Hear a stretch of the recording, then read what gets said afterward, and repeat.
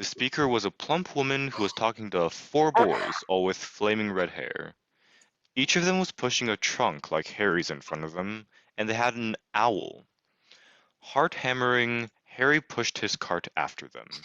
They stopped, and so did he, just near enough to hear what they were saying.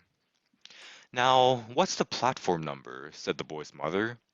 9 3/4, piped a small girl, also red-headed, who was holding her hand. Uh, Mom, can't I go? You're not old enough, Ginny. Now be quiet. All right, Percy, you go first. So the scene right here is there's a family of a mother and four boys and a girl. Um, what looked like the oldest boy marched towards platforms 9 and 10, so that would be in the middle. Harry watched, careful not to blink in case he missed it, but just as the boy reached the dividing barrier between the two platforms, a large crowd of tourists came swarming in front of him, and by the time the last backpack had cleared the way, the boy had vanished. Fred, you next, the plump woman said. I'm not Fred, I'm George, said the boy, and they're twins, so they're hard to tell apart. Honestly, woman, you call yourself our mother? Can't you tell that I'm George? Sorry, George, dear. Only joking, I am Fred, said the boy, and off he went. His twin called after him to hurry up, and he must have done so, because a second later he had gone, but how'd he done it? Now the third brother was walking briskly toward the barrier. He was almost there, and then quite suddenly he wasn't anywhere. There's nothing else for it. So, what do you guys think about what's happening right now? These boys are just like disappearing off to anywhere. Any thoughts? Oh, I James. know. Maybe.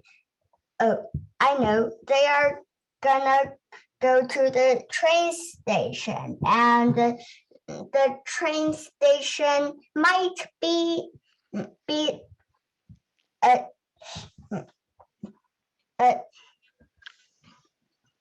beside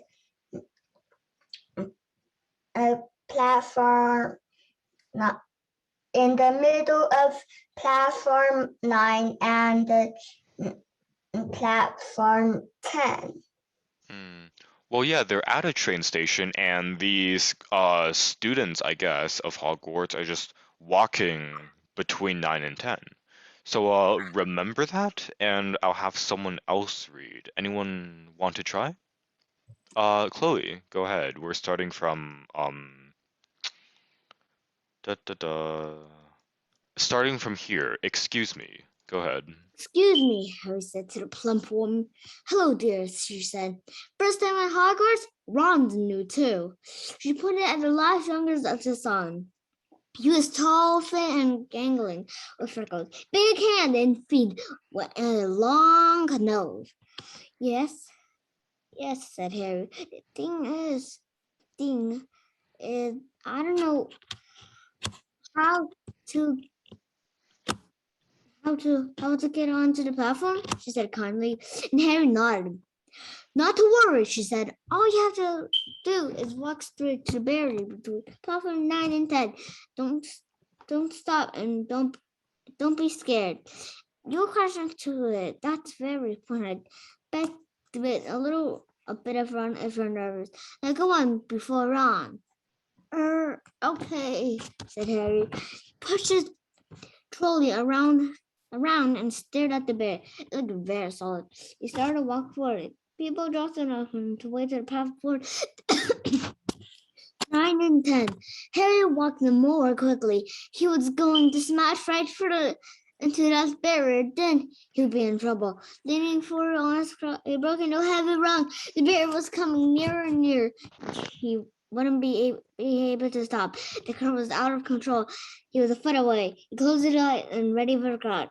It didn't come. He kept burning. He opened the light. A skeleton around was waiting. The platform packed with people.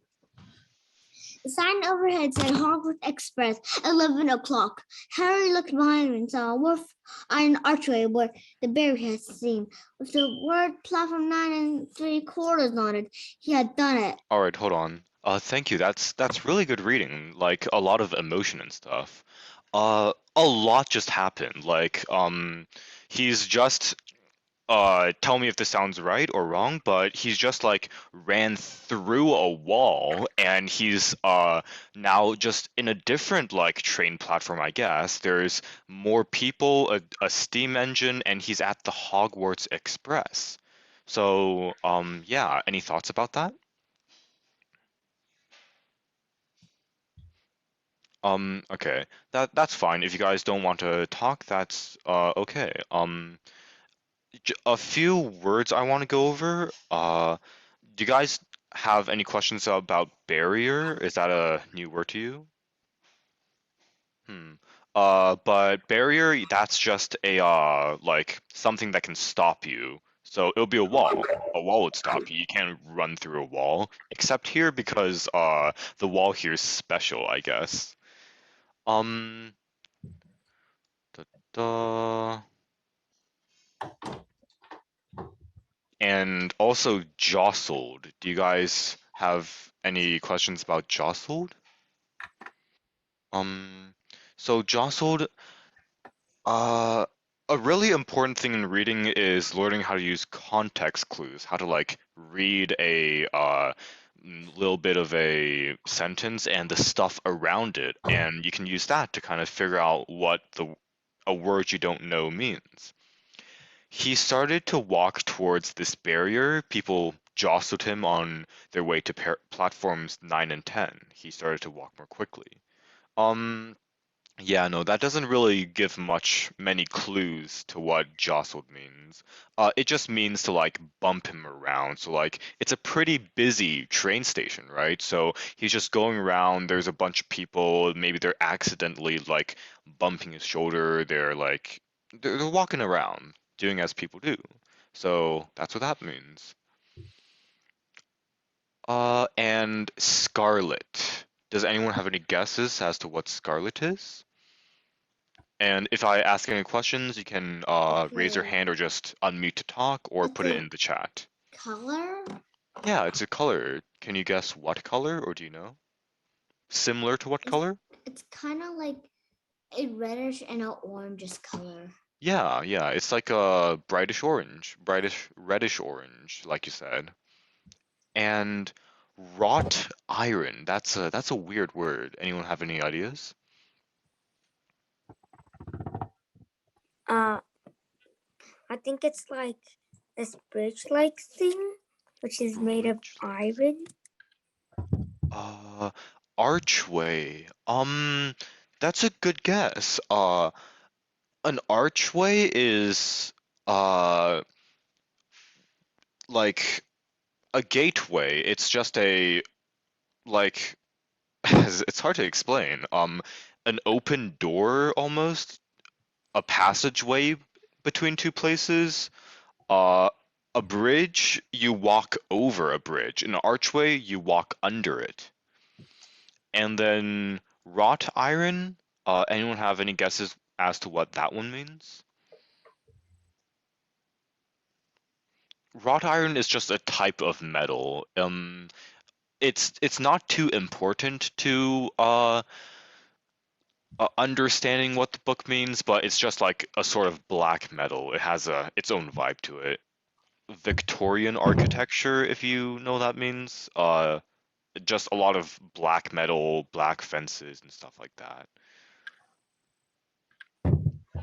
Oh, you have it on an iPad, James. Very cool. Hmm. Okay, that's yeah. Uh,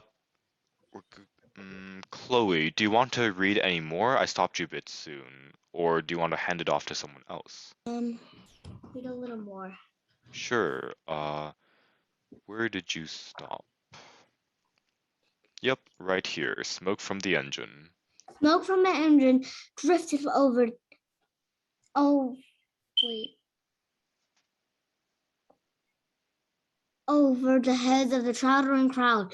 Wild cats of every color wound here and there between their legs. Alice hooted to one another and their hunted sort of way over the babble and scrapping of heavy trucks. The first few carriages were already packed with students. Some were hanging out of the window tucked for families, some fighting over seats. Harry pushed his cart off, found a platform in shirt of an empty seat. He passed around a faithful. He was saying, "Grant, I lost my toad again." "Oh, Neville," he turned on one side. A boy with that red locks was surrounded by a small crowd. "Give us a look, Lee. Go on." The boy lifted his little box in his arm, and the people around him shrieked and yelled at something inside a pocket long, hairy leg. Harry turned in the crowd. He found an empty part in the river. He put headwork and said first, and then he started to shove and heave his trunk toward the train door. He tried to look at the stuff, but he could hardly raise one. And twice he dropped it painfully on his foot.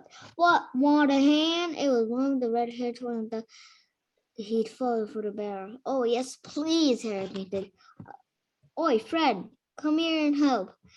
The twins helped Harry trunk out of the tucked away and cornered of the combat. "Thanks," Harry put in his sweaty right. "What's that?" said one of the twins, pointing at Harry's leg scar. "Blimey, are you?" says the other twin. "Are you?" "He is," said the twin. "Aren't you?" he added to Harry. "What?" said Harry. "Harry Potter," persisted the twins. "Oh, I am," said Harry. "I mean, yes, I am." The two boys walked on him, and Harry felt himself turning red. Then, to his relief, a voice came floating through the air to the twins. "Fred, George, are you here?" "Coming, Mom." With a last look at Harry, the twins hopped up to the train. Harry sat down next to the windows were half hidden. He could see where the red-haired family on the platform were hear what they saying. The mother had just taken off the handbrake. "Ron, you got something on your nose." The youngest brother jerked out of the way, but he grabbed him and began rubbing the end of his nose. "Mom, go off," he winked free. "Ah, it has tickled Ronnie's. I got something on his nose," some of the twins. "Shut up, Ron." "Where's Percy?" said Hermione. "He's coming now." Okay, that's enough. Thank you. Welcome. Okay. Do you guys know what a compartment is? Just some general like yeses, nos, I heard nods. of it and I know it, but I know what it means, but kind of hard to describe. Like a Yeah. compartment. Yeah, that's a lot of words. Like you just see them in use, you read about them, and you know what they mean, but you can't really like explain it well. Anyone else heard about compartments before? So compartments, they just mean like a contain. They're also a container for something, and a train compartment. So if you imagine like those old-fashioned trains that people used to ride, we already got like cars and airplanes and all of that, so we don't use them much anymore. But trains back then, they had like the front engine thing that pulled everyone along, and then connected to that engine were a bunch of compartments. So on each compartment, you could fit a bunch of people. So that's what the book's talking about right now. They're just boarding the train. They're going on the train onto these train compartments. What else do I want to look at? Um, hmm. So something I want to notice is that it seems like a lot of these characters, they have animals, right? These this person, this round-faced boy, he's lost his toad, Nibble, like you said. There's owls everywhere, smoke from the engine. There's cats. Yeah, so these are called uh generally these are called familiars, and just in like fiction in general, witches usually have familiars. Like the when you think of Halloween, you might think of like a witch with like the broomstick she's riding that. There's a massive black hat, and maybe like a black cat sitting on the back of her broom. So that will be a familiar. Um, yeah, so witches, they ride brooms. You might want to remember that. These wizards, they might ride brooms too. Anyways. Uh, let's pick someone else to read. Anyone want to volunteer? Michael, was that a yes? Oh yeah. Okay, go ahead. You're starting from the oldest boy. The oldest boy came striding into sight. He had already changed into his billowing black Hogwarts robes, and Harry noticed a shiny silver badge on his chest with the letter P on it. Can't stay long, Mother, he said. I'm up front. The prefects have got 2 compartments to themselves. Oh, are you perfect, Percy? Said one of the twins with an air of great surprise. You should have said something. We had no idea. Hang on. I think I remember him saying something about it, said the other twin. Once or twice a minute all summer. Oh, shut up, said Percy, the prefect. How come Percy gets new robes anyways? Said one of the twins. Because he's a prefect, said their mother fondly. All right, dear, you'll have a good turn. Send me an owl when you get there. Hold on. She Thanks for reading. I stopped you really short, but there's some like more rare words in here I want to go over before we go on. First, right as we stopped, send me an owl when you get there. So, uh, because he's a prefect, said their mother fondly. All right, dear, well, have a good term. Send me an owl when you get there. First, what do you guys think a term is in this context? Any ideas? If I say it's a school term, would you guys have any better guesses? And always feel free to just like put things in the chat if you don't feel like talking. A school term here, just use as one letter term, is like uh a whole year long of school. So like his mother's just saying, all right, dear, well, since I'm not going to be seeing you for a year, send me an owl when you get there. Uh, so that might be a bit confusing. Why would he send him an owl? How would he send her an owl? What do you guys think about that?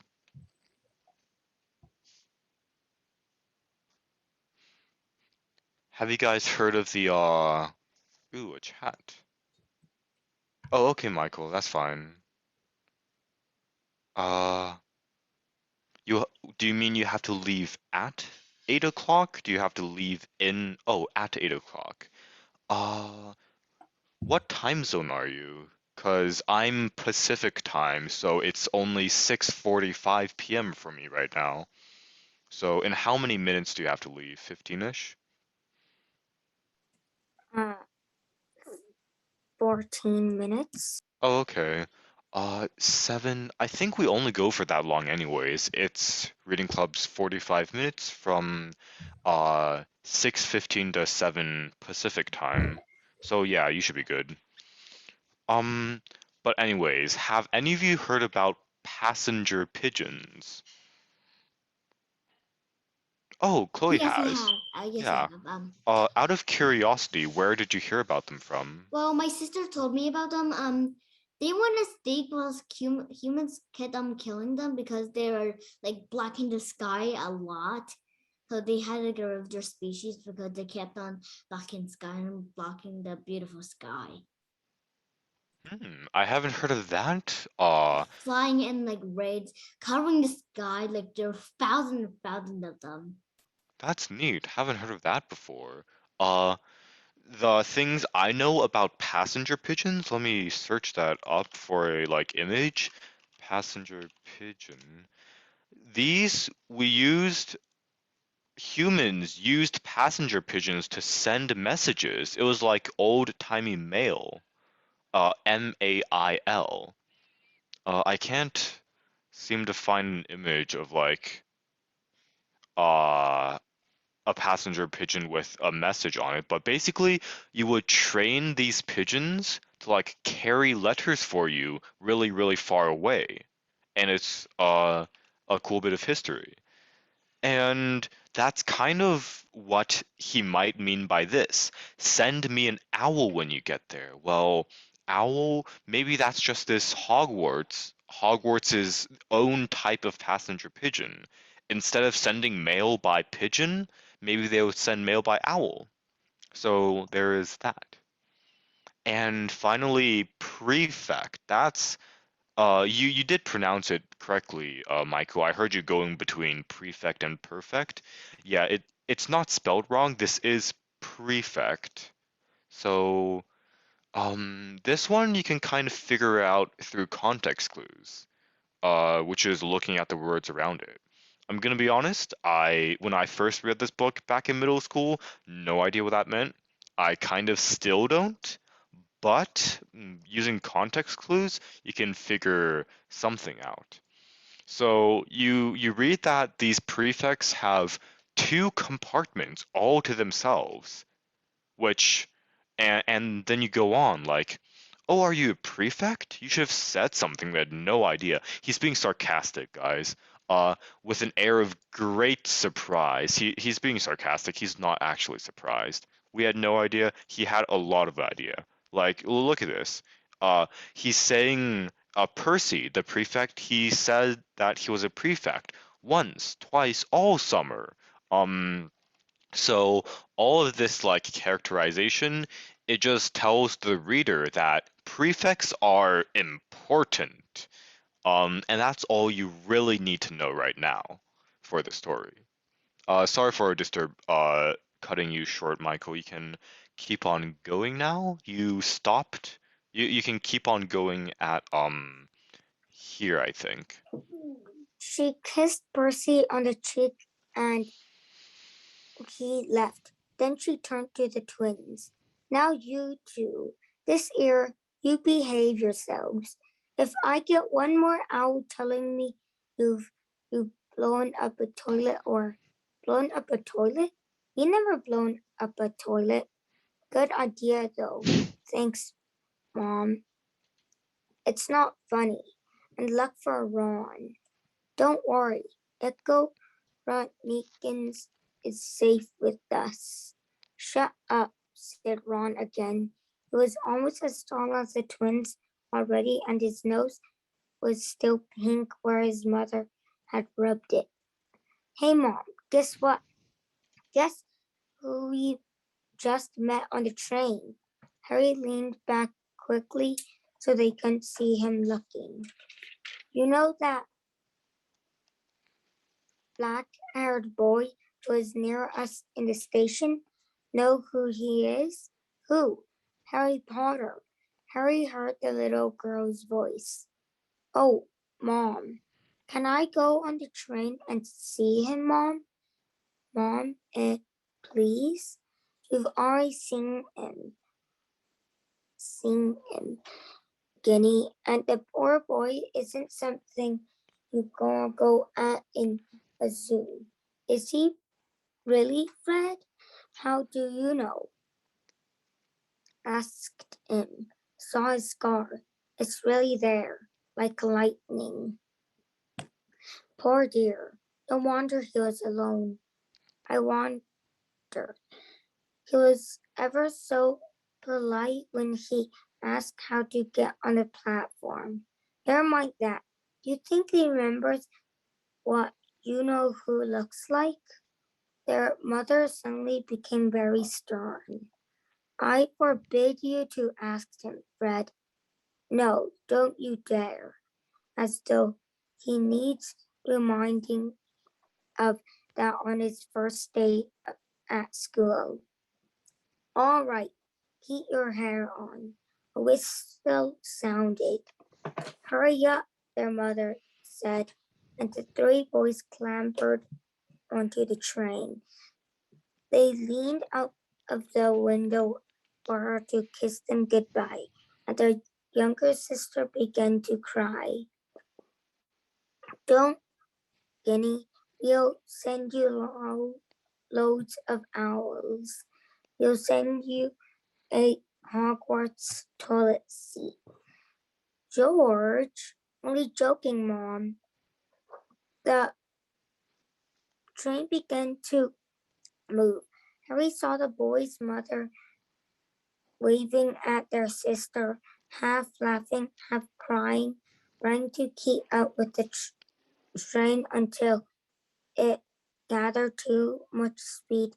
Then she fell back and waved. Harry watched the girl and her mother disappear as the train rounded the corner. Houses flashed past the windows. Harry felt a great leap of excitement. He didn't know what he was going to, but it had to be better than what he was leaving behind. Okay, that's good. Thank you. Um, just a little few things before we move on. We'll send you a Hogwarts toilet seat. That goes with what they said up here. The twins, we've never blown up a toilet. They're making another joke about they're gonna blow up the toilet and then like they're gonna have the little toilet seat that's been blown off and give it to their sister Ginny as a gift. Um, so yeah, that's some characterization of the twins here. We've already got their names, Fred here, and I don't remember the other person, but yeah, these twins, they're jokesters. They're funny. They're going on and playing tricks on everyone. And then they've got the prefect, remember? Percy. He's like all formal and grown up and like fancy. And then there's their little sister Ginny that um she's little. She behaves like a like a a young person. And finally we're meeting the fifth person, Ron, right now. Um, and always, if you guys have any questions about words you don't know, you can just ask them, like, uh, unmute and ask or type it in chat. Um, anyone want to volunteer to read next? Andy, I haven't seen anything from you. Do you want to try out reading? Okay. Do you know where we ended? I don't remember. All right. Yeah, here, the door of the compartment. Okay. The door of the compartment slid open and the youngest red-headed boy came in. Anyone sitting here? He asked, pointing at the seat opposite Harry. Everywhere, everywhere else is full. Harry shook his head and the boy sat down. He glanced at Harry and then looked quickly out of the window, pretending he didn't look. He thought he still had a black mark on his nose. Hi, Ron. The twins were back. Listen, We are going down the middle of train. Lee Jordan's got a giant Tintorella down there. Right, mumbled Ron. Harry said the other twin. Did we introduce ourselves? Fred and George Wesley. And this is Ron, our brother. See you later then. Bye, said Harry and Ron. The twins slid the compartment door shut behind them. Are you really Harry Potter? Ron blurted out.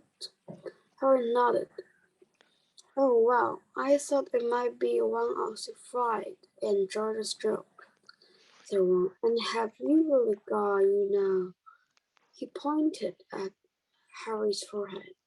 Harry pulled back his mane to show the lightning scar. Ron stirred. So that's where you know who. Yeah, said Harry.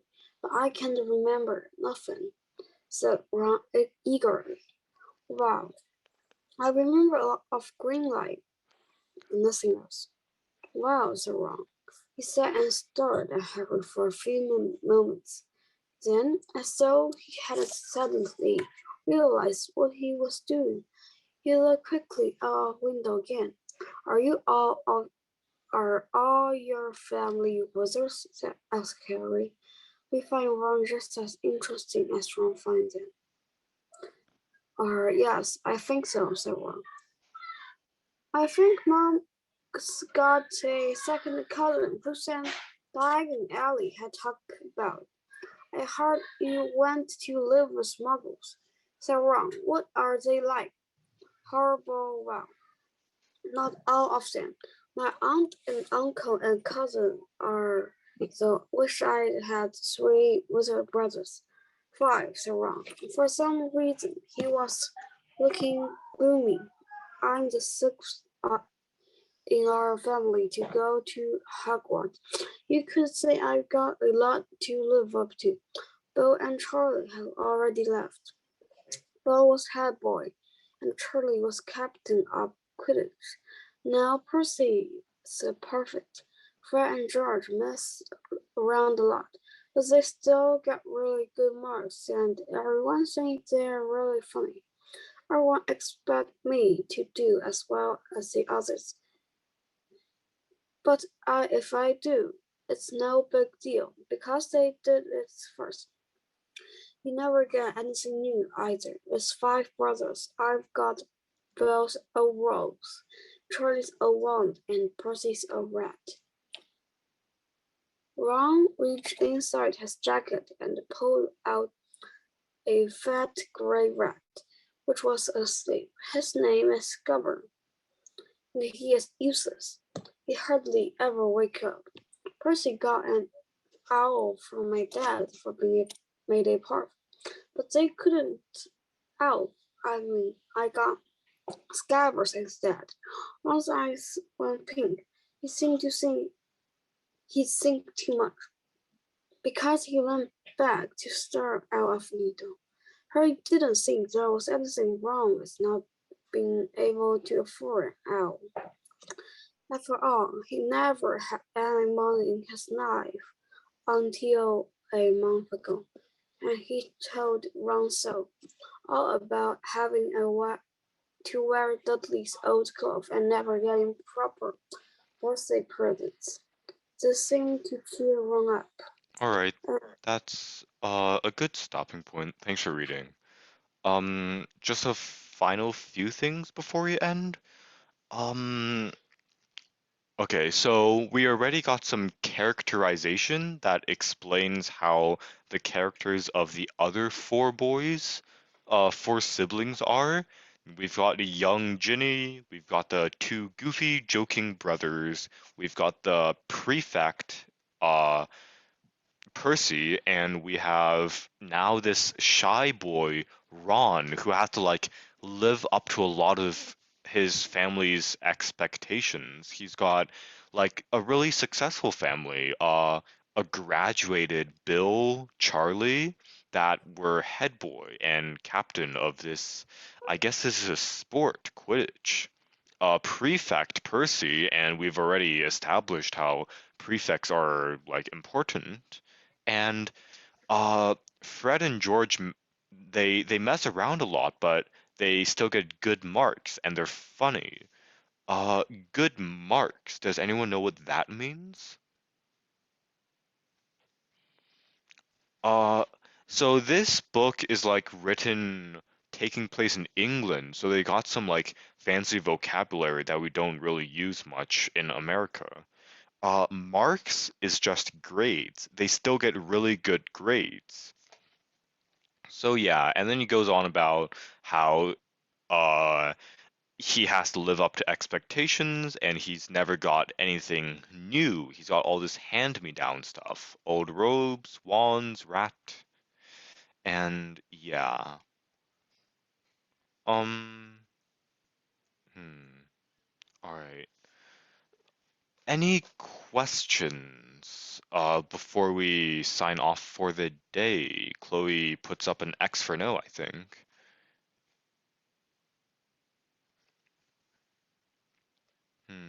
Okay.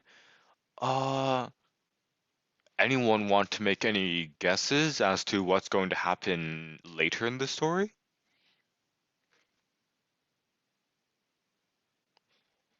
Well, the we've already established that they're going off to basically school and not just any school. It's wizard school. They're gonna learn magic for sure. So you can keep that in your yeah, you can keep that in your mind while you're reading on later weeks.